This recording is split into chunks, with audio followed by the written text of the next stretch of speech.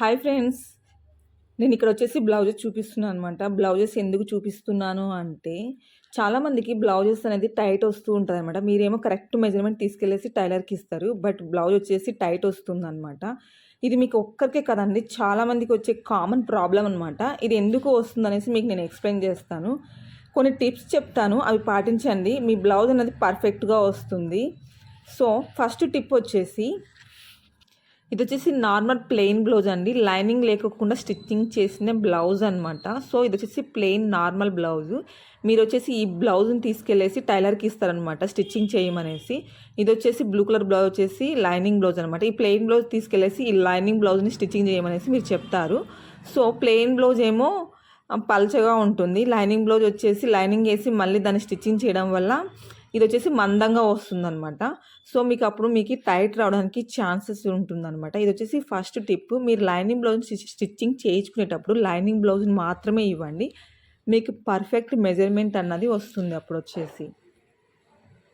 ఇది ఇది వచ్చేసి సింథటిక్ బ్లౌజ్ అండి. ఇప్పుడు నేను మీకు వచ్చేసి సెకండ్ టిప్ చెప్తాను. మీరు ఇలా సింథటిక్ బ్లౌజ్ తీసుకెళ్ళేసి మెజర్మెంట్కి ఇస్తారనమాట.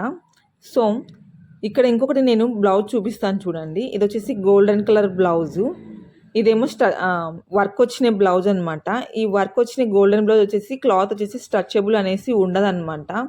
ఇది వచ్చేసి స్ట్రెచబుల్ ఉంటుంది. గోల్డెన్ కలర్ బ్లౌజ్ వచ్చేసి స్ట్రెచబుల్ అనేసి ఉండదన్నమాట. సో ఇలా ఉండడం వల్ల కూడాను బ్లౌజ్ అనేది టైట్ రావడానికి ఛాన్సెస్ ఉంటుంది.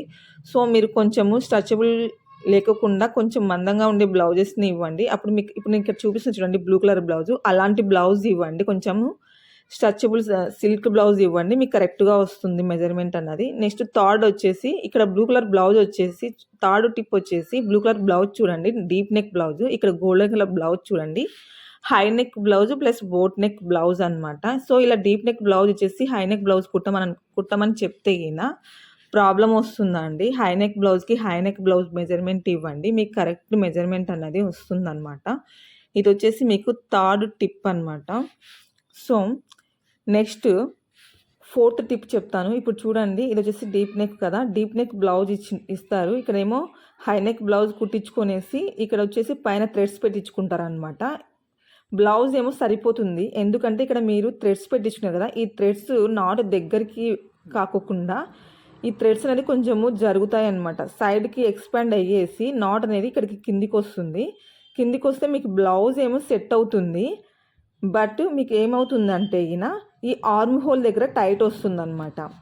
ఎందుకంటే మీరు ఇచ్చింది డీప్ నెక్ బ్లౌజ్, ఇక్కడ కుట్టేదేమో హై నెక్ బ్లౌజ్ అనమాట. సో ఆటోమేటిక్గా ఇక్కడ ఆర్మ్ హోల్ దగ్గర టైట్ రావడానికి ఛాన్సెస్ వస్తుందండి.